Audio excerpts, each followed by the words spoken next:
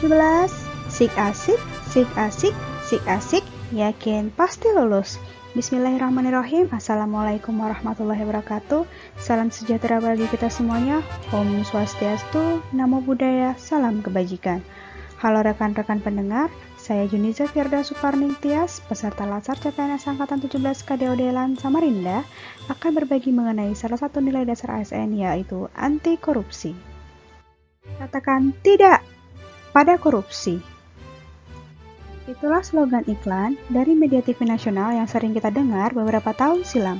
Kata korupsi tentunya sudah tidak asing lagi di telinga masyarakat Indonesia yang telah berhasil mereformasi pemerintahan pada tahun 1998 yang dianggap syarat akan KKN, korupsi, kolusi, nepotisme. Apa itu korupsi? Korupsi secara bahasa bermakna rusak atau busuk. Adalah suatu tindakan kecurangan, penyelewengan, maupun penyalahgunaan kewenangan atau kepercayaan publik untuk mendapatkan keuntungan sepihak. Korupsi sering dikatakan sebagai kejahatan luar biasa karena dampaknya yang luar biasa, menyebabkan kerusakan baik dalam ruang lingkup pribadi, keluarga, masyarakat, dan kehidupan yang lebih luas. Kerusakan tidak hanya terjadi dalam kurun waktu yang pendek, namun dapat berdampak secara jangka panjang. Menurut perspektif hukum, definisi korupsi secara gamblang telah dijelaskan dalam 13 buah pasal dalam Undang-Undang Nomor 31 Tahun 1999 yang telah diubah dengan Undang-Undang Nomor 20 Tahun 2001 tentang Pemberantasan Tindak Pidana Korupsi. Berdasarkan pasal-pasal tersebut, korupsi dirumuskan ke dalam 30 bentuk atau jenis tindak pidana korupsi. Pasal-pasal tersebut menerangkan secara terperinci mengenai perbuatan yang bisa dikenakan sanksi pidana karena korupsi. Ke-30 bentuk atau jenis tindakan pidana korupsi tersebut pada dasarnya dapat dikelompokkan sebagai berikut. 1. Kerugian keuangan negara. Yang kedua adalah suap-menyuap. Yang ketiga adalah penggelapan dalam jabatan. Yang keempat adalah pemerasan. Yang kelima, perbuatan curang. Yang keenam, benturan kepentingan dalam pengadaan. Yang ketujuh adalah gratifikasi.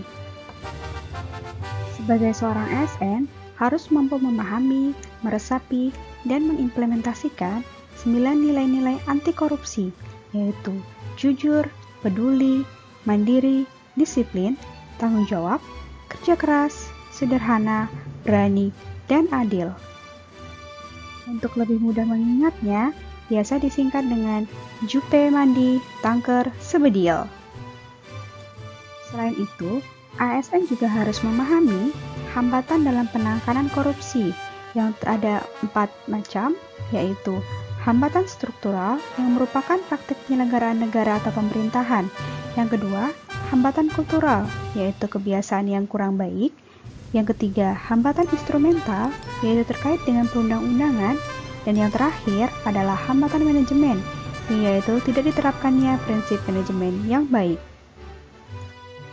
Bersikap ASN yang anti korupsi dapat dilakukan dengan mudah, dengan memutus mata rantai korupsi yang berawal dari diri sendiri, baik itu korupsi waktu, korupsi uang, maupun korupsi tugas.